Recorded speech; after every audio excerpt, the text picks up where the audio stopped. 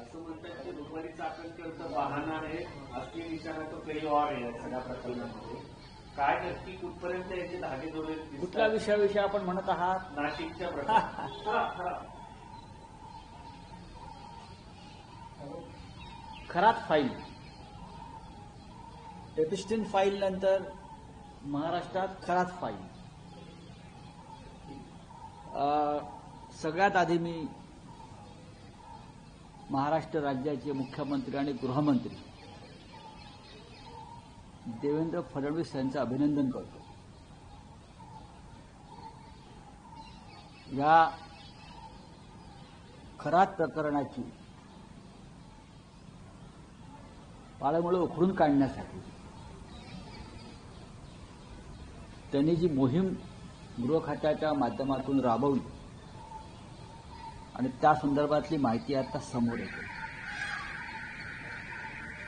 या महाराष्ट्राला कलंकित करणारी, बदनाम करणारी अशा प्रकारची कृत्य, त्याचे सूत्रधार आणि त्यांना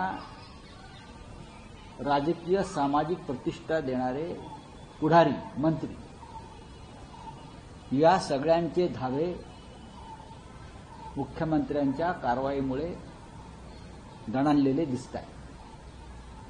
मुख्यमंत्र्यांचं अभिनंदन मी यासाठी करतो की आम्ही त्यांच्यावर नेहमी टीका करतो. या प्रकरणात आम्ही कालही त्यांच्यावर नक्कीच टीका केलेली आहे. पण जसजशी माहिती समोर येते ती पाहता की गेल्या साधारण 15 दिवसापासून अत्यंत गुप्तपणे मुख्यमंत्र्यांनी या खरात फाईल संदर्भात कारवाईचे आदेश दिले होते आणि त्यानुसार पोलिसांची पथकं काम करत होती आणि ते ऑपरेशन यशस्वी झालेलं आहे. महाराष्ट्राला एक फार मोठी परंपरा आहे, ती म्हणजे सामाजिक चळवळीची, पुरोगामी विचारांची आणि अंधश्रद्धेविरुद्ध लढण्याची. या परंपरेला गेल्या काही काळापासून डाग लावण्याचं काम मुख्यमंत्र्यांच्या मंत्रिमंडळातले सहकारी करताना दिसत आहेत आणि ते अत्यंत गंभीर आणि दुर्दैवी आहे. मुख्यमंत्र्यांनी याबाबतची साफसफाई जर सुरू केली असेल तर ते कौतुकास पात्र आहे.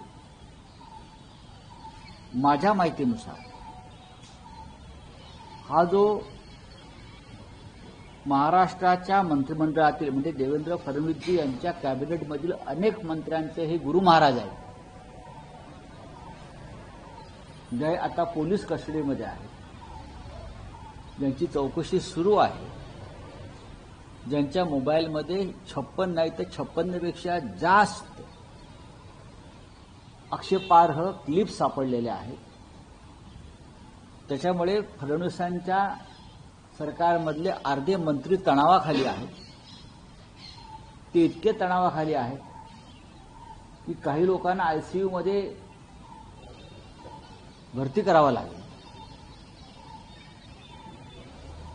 जी माहिती माझ्या समोर येते आहे त्यानुसार या भोंदू बाबांना जी माहिती दिली आहे पोलिसांनी, ती अत्यंत गोपनीय दिली असली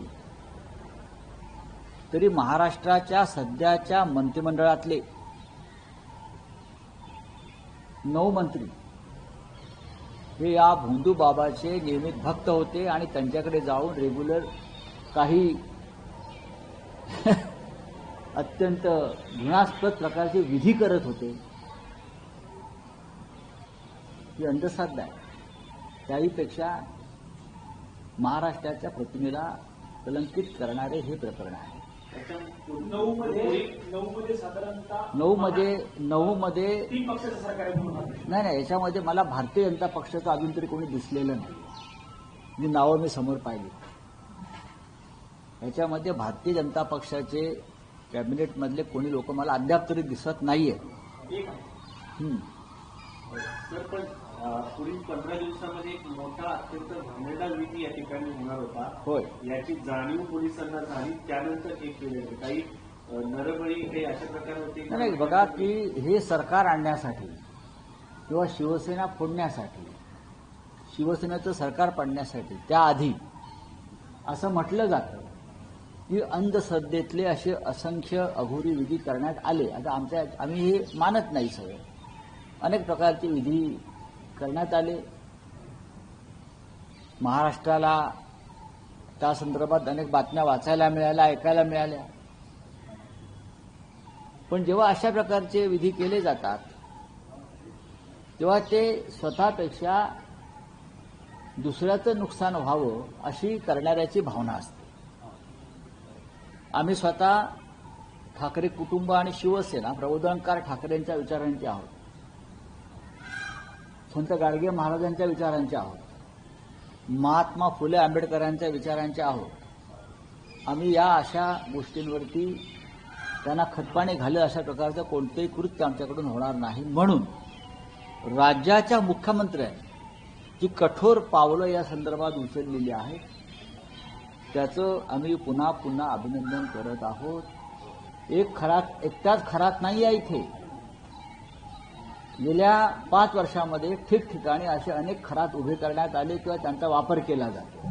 तुम्ही मुख्यमंत्र्यांचं अभिनंदन करताय, कौतुक करताय. असं असताना राज्य महिला आयोगाच्या अध्यक्षा रुपाली चाकणकर या मात्र टीकेच्या फेऱ्यात दिसत आहेत. टीकेच्या कशाला?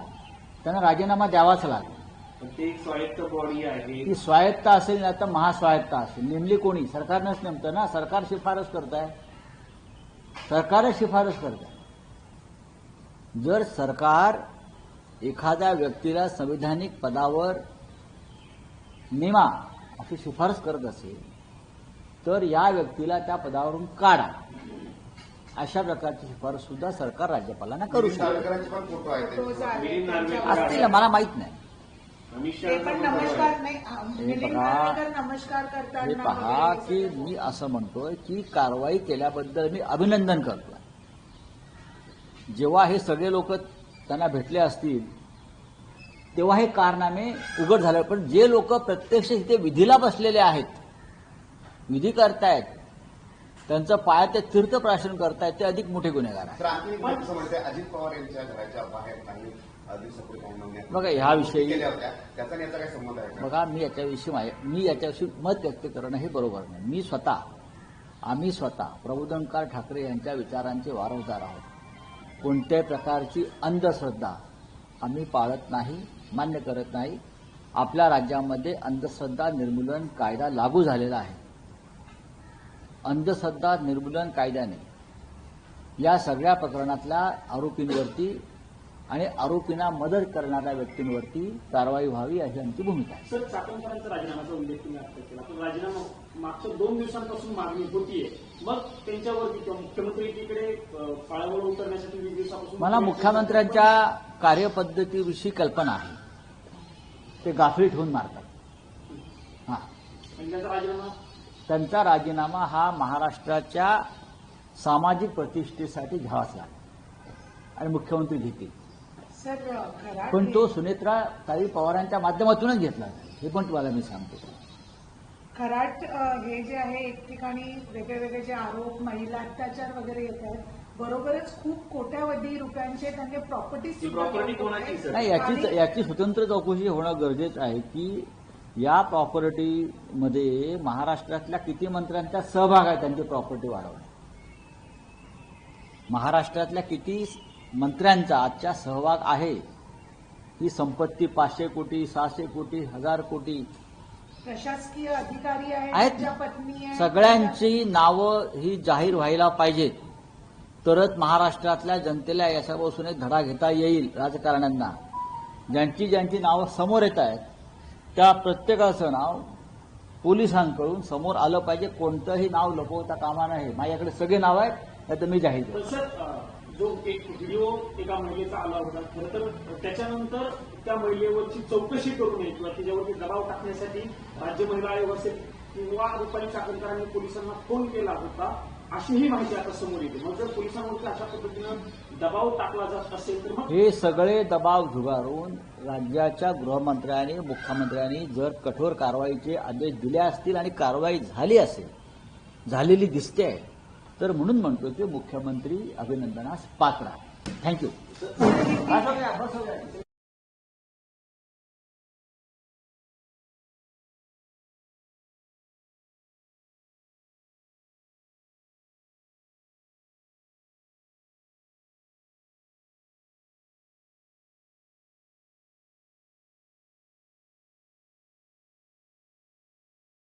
जिरवावरचे आरोप झाले, आता रुपाली चाकणकर, अजितदादानंतर आता पूर्ण अधोगती लागली दिसते. फक्त दत्ताराम भरणे खरं तर त्यांचं पाठराखण करताना बघायला मिळतं रुपाली चाकणकर. बघा, हा विषय फक्त महिला आयोगाच्या अध्यक्षापुरता मर्यादित नाहीये ना. या प्रकरणामध्ये महाराष्ट्र मंत्रिमंडळातले काही मंत्री आहेत, महत्वाचे नेते आहेत, ह्यांचा सुद्धा विचार केला पाहिजे. तुम्ही फक्त एक टार्गेट घेऊन जाऊ नका की महिला आयोगाचा अध्यक्ष आहे छत्रधारी, पण काही प्रमुख मंत्री देवेंद्र फडणवीस यांच्या कॅबिनेटमधले, शिंदेगडाचे जास्त आहे. बघा, हा तुम्ही शोध लावायचा. काही प्रमुख मंत्री तिथे सातत्यानं जाऊन विधी करतात.